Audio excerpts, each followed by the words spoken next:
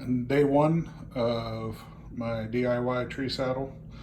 The one on the left is obviously the one I'm working on, which is quite a bit larger than the DIY saddle on the right that I received in trade for some other hunting stuff. As you can see, the one on the left is quite a bit larger than the one on the right.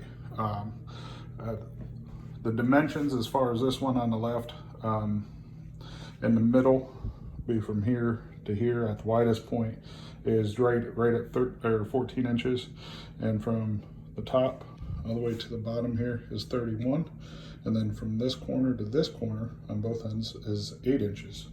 And as you can see, this is, you know, quite a bit bigger than on this other DIY saddle, where this one is a little under 11 inches at the widest point. It's right around 26 inches, I believe, from top to bottom here, the longest length. And then from left to right here, I think is only right around 4 inches. So right now, I got my pattern cut out. So the next step is I'm gonna put on my cross grain, which we'll flip this one over.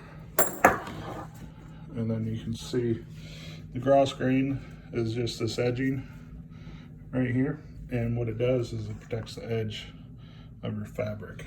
And this is mil-spec cross grain, 1 inch wide, that I'm going to be using to edge this. I'm going to do